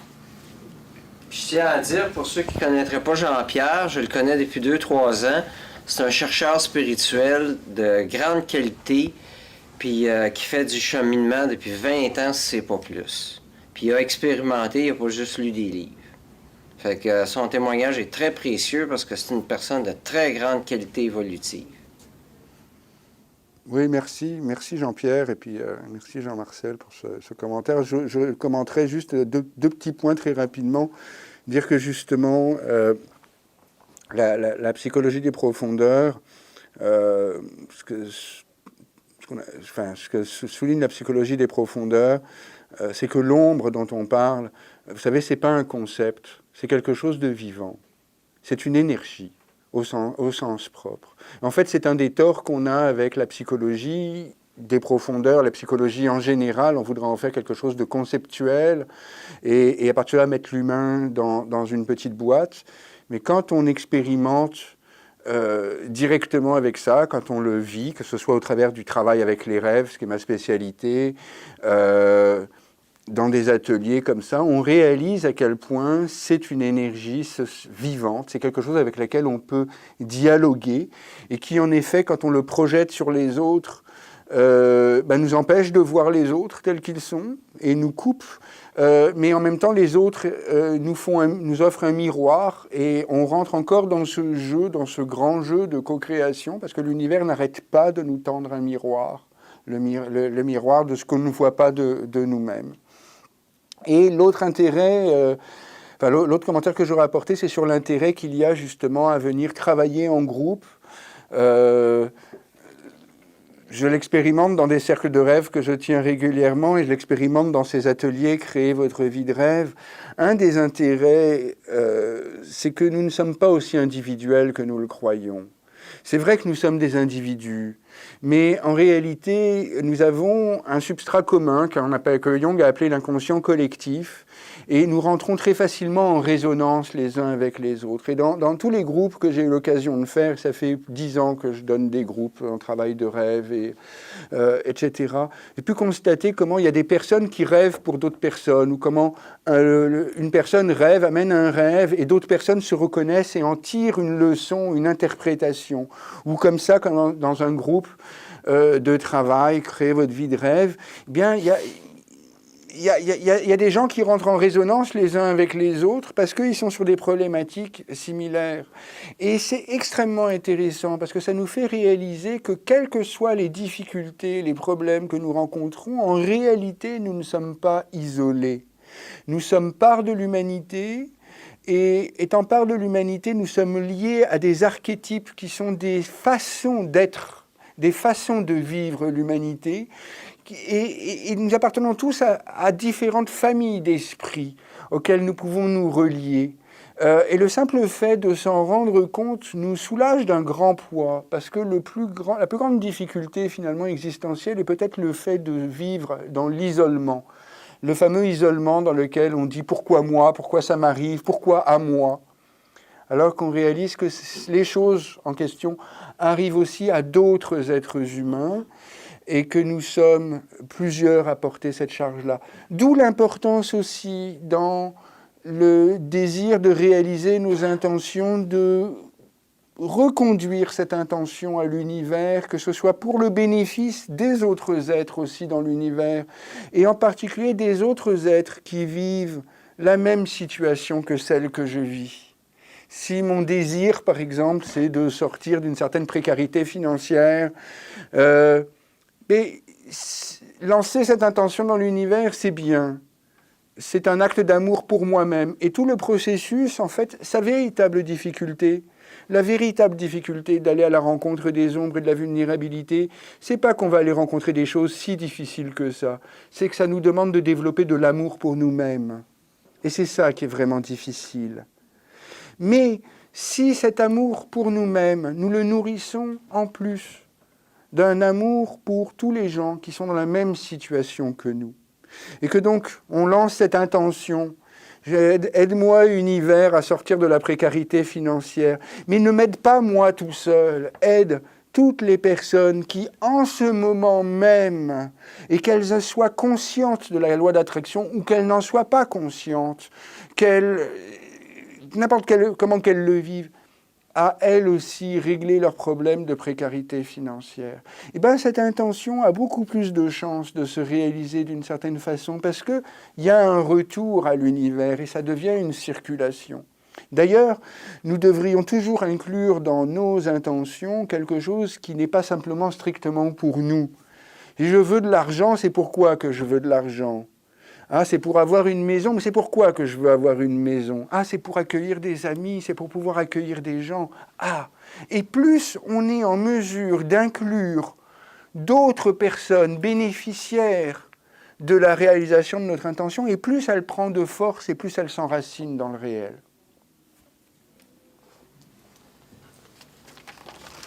Bon, j'ai 2 questions puis un témoignage. Ça fait que par quoi je commence? Alors commence par le témoignage et puis on ira sur les questions après. OK. Ben, le témoignage, c'est qu'en 90, j'ai fait une psychothérapie du pardon parental avec une dame qui m'a dit « Jean-Marcel, tu as droit à la prospérité ». J'ai même participé à une magnifique journée, un samedi complet, sur la prospérité, qui, je le signale en passant, parce que pour les Québécois, il y a un mélange. La prospérité, ce n'est pas la richesse financière et matérielle. Et puis, j'ai un rêve que j'ai pas réalisé, c'est que je voulais aller en Crète parce que la Crète, c'est un pays mythique, c'est censé être là où était l'Atlantide, puis le fameux labyrinthe avec le Minotaure, puis tout ça. Fait que je fais une pratique qui vient d'un breton brillant appelé Lefébure, qui a créé les phosphènes, puis qui est une pratique qu'on fait avec une ampoule. Puis là, je visualise que je réussis à obtenir un billet d'avion pas cher pour aller en Crète. Puis là, je fais ça, je sais pas, une semaine de suite. Bon. Puis là, il n'y a pas de réponse. Bon. Fait que, mais je le regrettais pas d'avoir fait parce que le Lefébure disait que les phosphènes aidaient la concentration, la mémoire, l'intelligence, bon, tout ça. Puis les journées où je peux pas faire du yoga soleil, j'étais content de faire des phosphènes. Bon, ça venait de l'Égypte des pharaons, puis ainsi de suite. Puis à un moment donné, Capitaine Loranger, avec qui j'étais associé, celui qui m'a fait découvrir justement la voie des Huna d'Hawaï, il me dit « J'ai un billet pour toi pour Hawaï ». Parce que j'avais été enthousiaste, fait que j'avais parlé à plein de monde.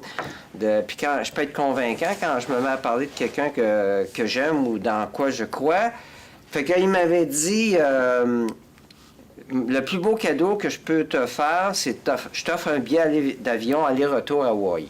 Puis tu t'arranges pour avoir l'argent pour vivre à Hawaï un mois de temps.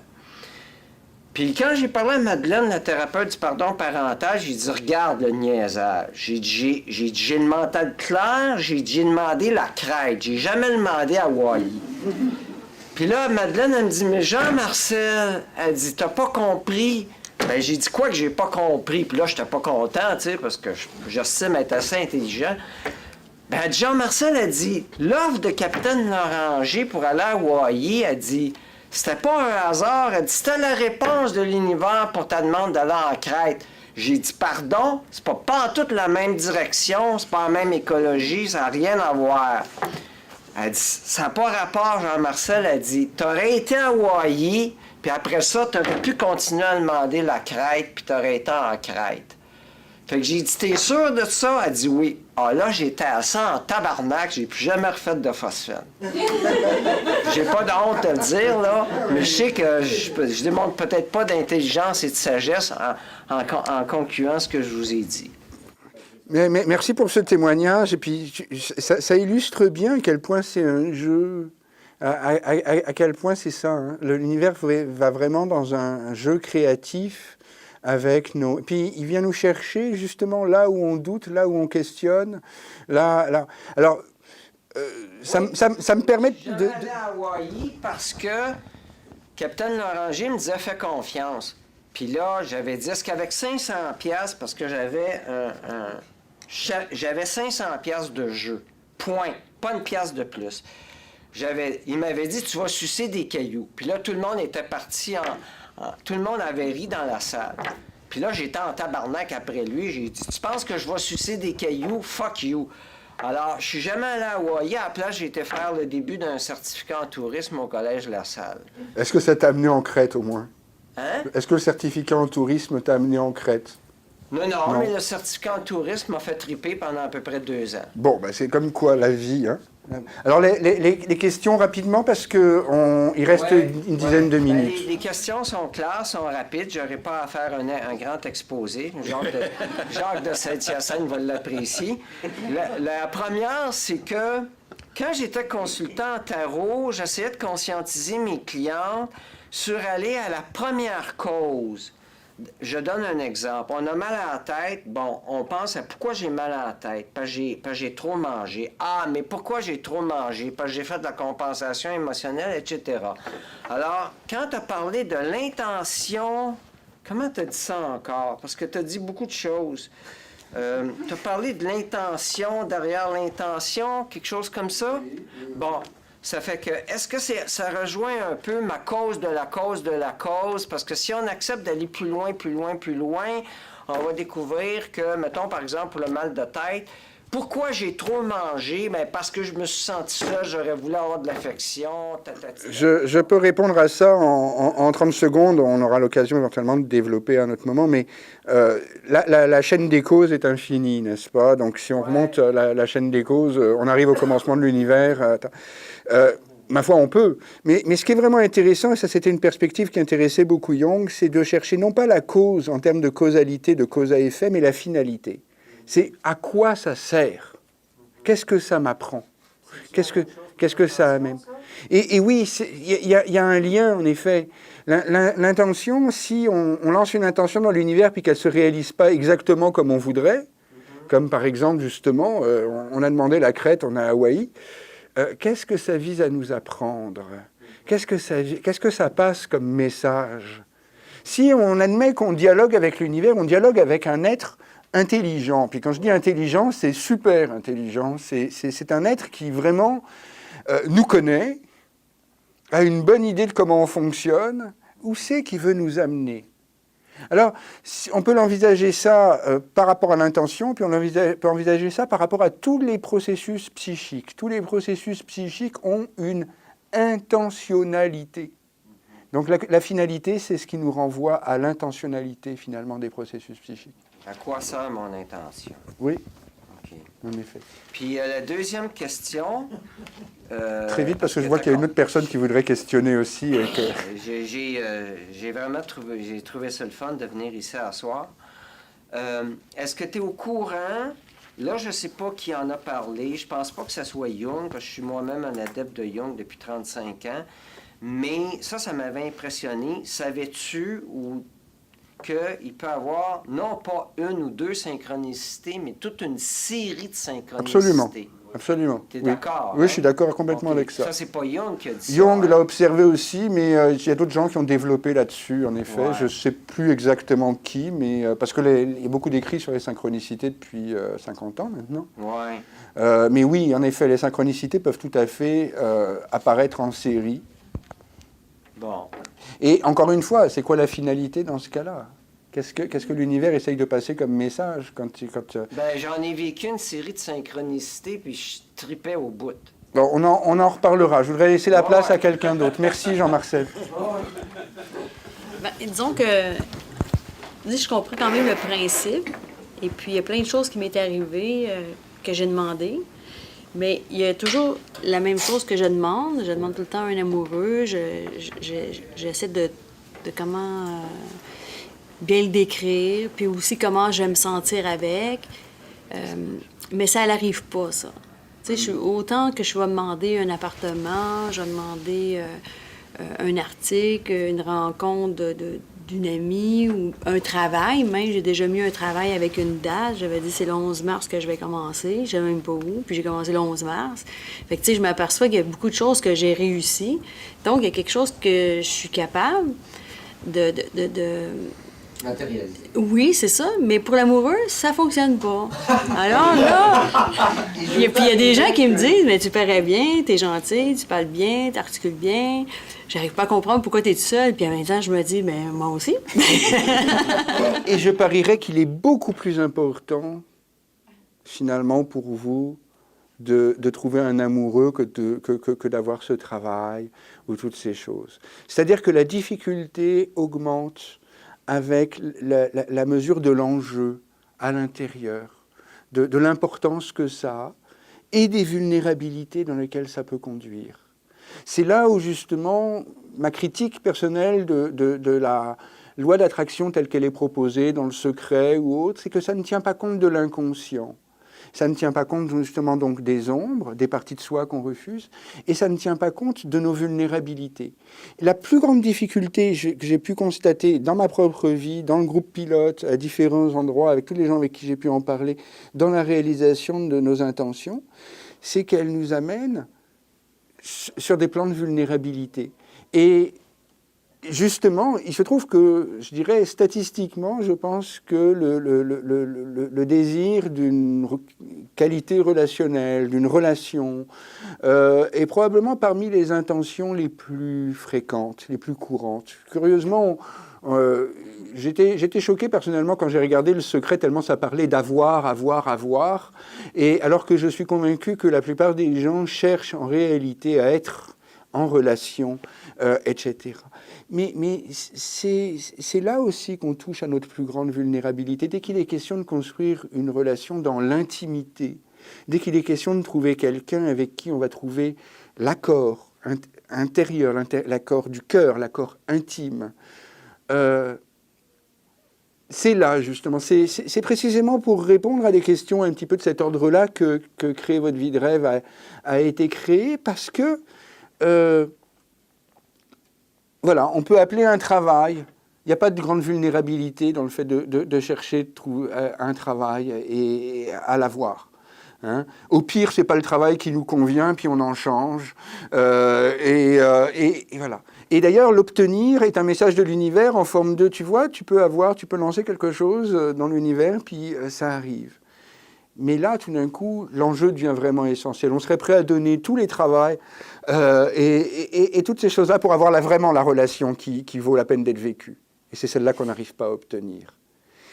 C'est qu'il y a un enjeu fondamental et que, quelque part, cette intention, elle est déjà probablement en cours de réalisation, mais elle implique probablement tout un chemin qui passe par l'intérieur et par une connaissance de soi, ou dans laquelle il ne suffit pas d'envoyer un message dans l'univers, mais il faut faire l'effort de conscience. Et souvent, l'effort de conscience en question, il consiste à aller rencontrer à l'intérieur, pas seulement à l'extérieur. Si par exemple, c'est pour avoir une relation avec un homme, pour une femme, souvent, ce qui va poser blocage, c'est la relation avec le masculin à l'intérieur. Et donc, c'est dans la relation d'amour avec soi-même, quelque part, que généralement est la clé qui permet de trouver la relation d'amour recherchée à l'extérieur. Voilà ce que je peux répondre brièvement. Est-ce que ça répond à peu près à votre question? Bien, disons que quand tu parles de l'amour avec soi-même, ça, je le comprends. Mais avec le côté masculin, ça, je le comprends un petit peu moins. Peut-être que j'aurais besoin que tu me donnes... Voilà, c'est le genre de choses qu'on voit à travers les rêves. Peut-être, par exemple, je peux vous inviter à observer dans vos rêves les relations que vous avez avec les hommes. Et par exemple, si dans vos rêves... Parce que les rêves, c'est un endroit extraordinaire où on peut vivre tout. Et en étant dans une relative sécurité. Hein. Au pire, on se réveille. Puis d'ailleurs, il y a encore une autre façon de le faire, c'est d'aller en imagination. Hein. C'est encore plus safe parce que quelque part, l'imagination, il suffit qu'on ouvre les yeux et ça y est, on en est sorti. Et qu'est-ce qui se passe avec les hommes dans les rêves? Qu'est-ce qui se passe avec les hommes en imagination? Et si vous imaginez rencontrer quelqu'un, par exemple, qu'est-ce qui se passe au niveau émotionnel, ne serait-ce qu'avec l'imagination? Et est-ce que vous faites des rêves, finalement, où il y a des rencontres? Et qu'est-ce qui se passe dans ces cas-là? C'est qu'à partir d'éléments comme ça que je pourrais vraiment vous répondre. Mais la grande découverte de Carl Jung, une des immenses découvertes de Carl Jung, c'est que nous sommes des êtres complets. Nous sommes des hommes, des femmes, mais chaque homme porte une femme à l'intérieur de lui, un féminin, et chaque femme porte un masculin à l'intérieur de lui. Et même nos relations amoureuses, finalement, leur sens profond, c'est de nous permettre de rencontrer dans l'autre un miroir par exemple pour moi, de mon féminin, ou pour une femme, de son masculin. Donc, c'est... vous direz, la psychologie des profondeurs de Carl Jung, que la clé est toujours à l'intérieur. Et en particulier pour ces relations extérieures. Malheureusement, je n'ai pas la place de développer plus, mais c'est en tout cas la réponse qu'apporte la psychologie des profondeurs. C'est la clé, et c'est généralement là, éventuellement, dans la recherche, pour pour avoir une bonne relation avec le masculin à l'extérieur, il faut avoir une bonne relation avec le masculin à l'intérieur. Au fond, le sens du mariage, le sens de la relation avec quelqu'un à l'extérieur, c'est de permettre le mariage intérieur. Et le mariage intérieur, c'est celui qui va permettre aux deux personnes qui sont dans un couple, non pas chacun d'attendre que l'autre porte ce qu'il complète, mais chacun de devenir des êtres complets et d'être des êtres entièrement réalisés et individués, chacun en relation avec l'autre. Donc là, ça déborde largement du travail avec l'intention tel que j'en parle ce soir. Ce sera peut-être le sujet d'une autre conférence. Je peux vous inviter aussi à venir voir sur mon blog La Voie du rêve. Il y a pas mal d'éléments à ce sujet-là. Mais j'en reviens par rapport à la question de l'intention, parce que ça, c'est un point très, très important. Avec l'intention, il faut vraiment savoir que plus l'intention touche à quelque chose qui est important pour nous, qui est un véritable enjeu fondamental, plus il y a des chances qu'il y ait la vulnérabilité, plus il y a de chances qu'on soit surpris aussi, mais plus le chemin est éventuellement difficile et tortueux, par nature. Je posais la question parce que je me dis peut-être qu'il y a un saboteur aussi à travers tout ça qui fait que... Et voilà, c'est ça qu'il s'agirait d'examiner. Je me disais quand même, là, je suis bien répondue dans plusieurs domaines. Voilà, c'est bien ce qu'il s'agirait d'examiner, en effet. C'est s'il n'y a pas un sabotage. Et un sabotage, c'est très important à savoir. Le saboteur, il rend toujours service. Le saboteur, il est là pour protéger quelque chose. Et en fait, comment on fait pour désamorcer le saboteur? Comment on fait? C'est qu'on prend conscience de la vulnérabilité à protéger. Et puis qu'on lui dit « Merci, maintenant je peux m'en occuper consciemment. Je n'ai plus besoin de toi pour que tu t'en occupes à ma place sans que j'en sois conscient. Donc dans mon inconscient, je vais prendre en charge cette vulnérabilité. Mais pour ça, il faut accepter de la rencontrer. Ce qui n'est pas toujours facile, il faut le reconnaître. Tu as parlé de Yeking. Oui. Germain Beauchamp, il avait parlé que Carl Gustav Jung pratiquait.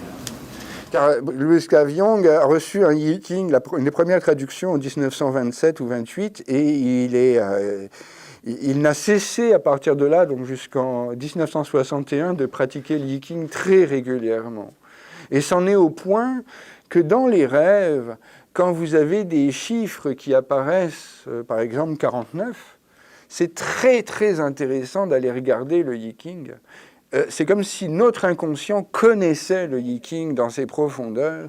Et il y a des rêves qu'on ne peut pas interpréter sans le Yeking, ce qui est quand même absolument étonnant. Parce que ça, il disait que même il a arrêté d'en faire parce que c'était trop vrai. Oui, et à un moment, Carl Jung, dans la fin de sa vie, a dit « Je sais ce que le Yeking va dire ». C'est-à-dire que c'est le moment où on peut vraiment caractériser qu'il était arrivé à un certain état d'éveil. Il n'avait plus besoin de lire le Yeking. Il était devenu le Yeking. Merci. C'est le temps de conclure, et pour conclure, je voudrais vous dire une comptine qui résume finalement tellement bien tout le travail. Quand je dis c'est une comptine, c'est parce que ça a été merveilleusement mis en rime. C'est tiré d'un livre très intéressant, d'ailleurs, que je peux vous suggérer, du docteur Diane Leblanc, « Tout va mal, tant mieux ». Cette idée pour transformer le chaos en cadeau. C'est un très très beau livre, très intéressant, et on retrouve cette idée justement qui se dit comme suit. Ce qu'on visualise se matérialise. Ce que l'on réprime s'imprime. Ce à quoi on résiste persiste. Ce que l'on fuit nous poursuit, et je rajouterais, et nous détruit. Ce qui nous affecte s'infecte. Ce à quoi on fait face s'efface, et ce que l'on bénit nous ravit. Ah oui, ça c'est vrai, ça. Hein? Merci Jean-Marcel, confirmé. Les Québécois maudissent, mais ne bénissent pas. Et ça m'a impressionné.